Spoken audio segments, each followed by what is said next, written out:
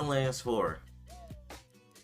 Borderlands 4 has finally entered development. They have confirmed the active development of Borderlands 4. Borderlands 4 is now, Gearbox really been doing some shit with Borderlands. We got a Borderlands movie coming out. We had them selling their studio. We got Borderlands 4 going on. They got the fucking gigantic shit coming back. I believe they have their hand in Gearbox. Gearbox has their hand in gigantic shit as well. But article, Gearbox Entertainment. Oh, hold on. Gearbox Entertainment, the company behind the fan favorite Borderlands, confirms that it has been acquired by Take-Two Interactive. While this is not necessarily surprising, as rumors circle around Borderlands and Gearbox status within Embracer Group for some time, it does come in the middle of the night, almost literally, for many fans around the world.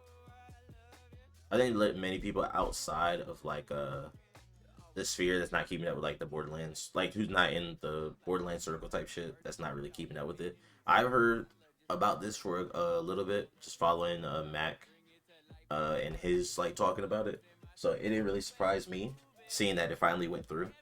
But I can imagine it probably would surprise for anybody that's not in the sphere.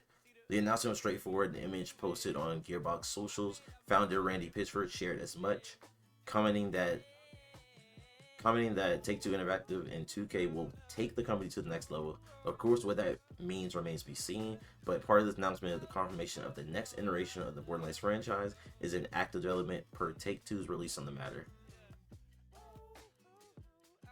Take-Two's released a statement on the matter confirming the acquisition within a expected completion date by June 30th, 2024. While the statement remains the standard jargon of such a business move, it also brings attention of the active development of Borderlands 4. We are thrilled to welcome Randy Pitchford and his team of passionate, talented developers 2K, and we look forward to releasing numerous projects in the future as colleagues. We have loved partnering with Gearbox on every iteration of the Borderlands franchise and are excited to be in active development on the next installment of the series. Although exact details will likely come to light in the coming days, it is worth noting this exchange between Take-Two and Embracer was made in the amount of 460 million USD. It's also worth noting, I believe they were bought originally. Their original deal when Embracer bought them, I believe it was 1.3 billion. I believe that's what they were bought for. So they lost a lot. And especially looking back, they're looking back on what is it, Tales from the Borderlands, the new Tales from the Borderlands. That shit flopped. Then we got Wonderlands. What is it called? Tiny Tina Wonderlands. Had that flop. So the two recent Borderlands installments had, completely negative things, completely negative reception, just overall just bad games, or at least negatively received in the community. Embracer in this deal retains certain IPs companies, including Gearbox Publishing San Francisco, which shall be renamed. It also retains publishing rights for the Remnant franchise, Hyper Light Breaker, and more.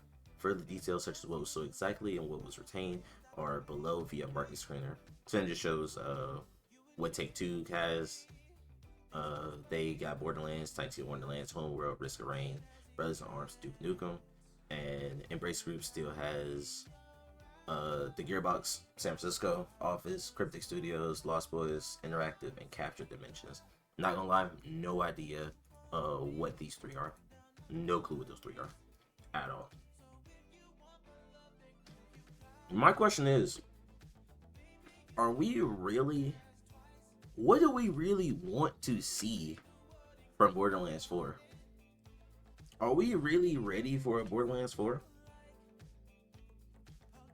After the disappointment that Borderlands 3 left me, bro, I don't know if I'm even hyped for Borderlands 4. I think Borderlands 4 has to do so much to wow me or just at least surprise me that I don't think I'm actually hyped for a Borderlands 4. The story of Borderlands 3. I remember the lead up to Borderlands 3.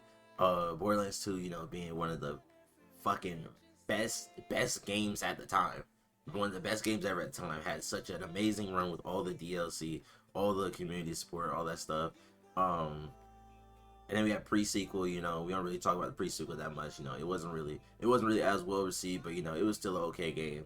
And then we get Borderlands 3. You know, this long awaited, like, finally follow up to the game, follow up to the story. And man, it was so fucking bad, bro. Like, it was so, I mean, the story was so bad. I just don't think that I don't think that I really care about Borderlands story enough to care about Borderlands 4 and what they do. But that's when I'm talking about the base game, because I think that they still did a phenomenal job on all the DLCs. Borderlands 2 was fresh for the time, now we're saturated with so many loot shooters. That is also right. Borderlands is pretty much the start of all that.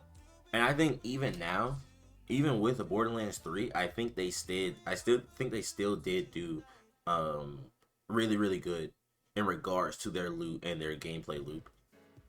I think that it still stands out. Like, Borderlands 3 from a gameplay standpoint is still a really, really good fucking game. But the story is such a drag.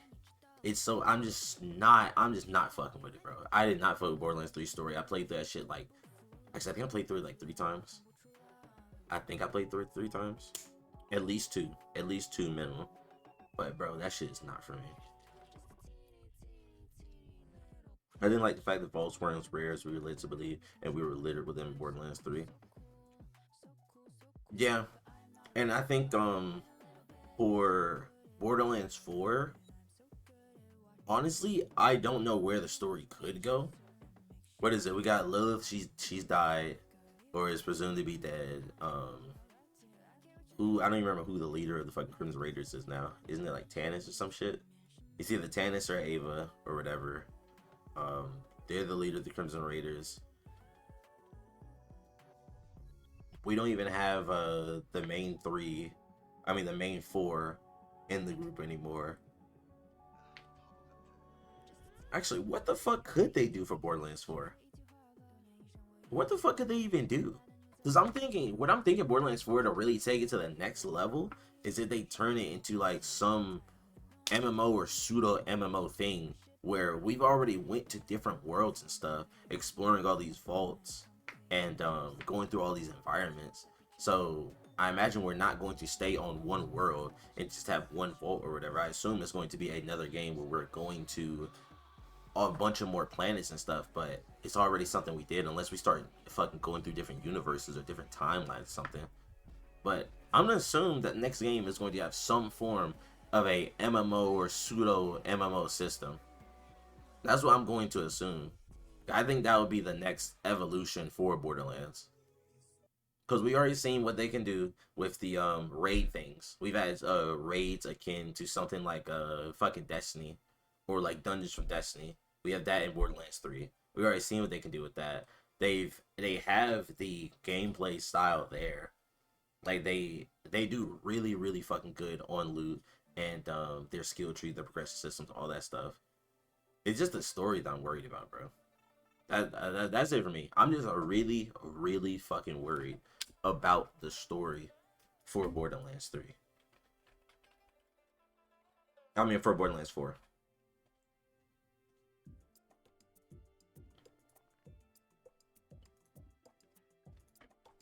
Hey, is there anything you want to see in Borderlands 4?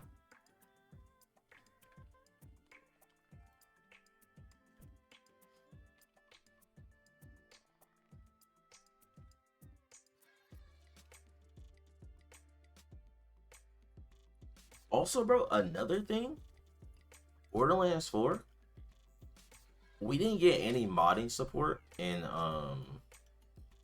Borderlands 3 or whatever. Like, when you get any actual modding support, or in Borderlands 2, like any actual like in-game like actual system or something like that. I would really like to see a mod support Borderlands 4. if it's not going to be a MMO game or something like that, if it's going to be another single player co-op experience like 3 and 2, I would really, really, really like to see a modding thing, some form of modding, so we can have like custom maps or fucking custom missions, some way to put custom guns to the game instead of doing like the other bullshit we've been doing for Borderlands 2. The Echo 3, slightly more powerful than the Echo 2 and twice as expensive. Besides, the Echo 2 had a That's what I would really, really like to see. combustion, so they rebranded those as grenades. Other than that, I hope they surprise me. I really, really hope they surprise me with the new Borderlands game. Hopefully it is something interesting and they are able to bring the story back for real. Somehow bring the story back from the boo-boo that was 3. Actually, just get whoever that worked on the DLCs for 3, just get them on 4.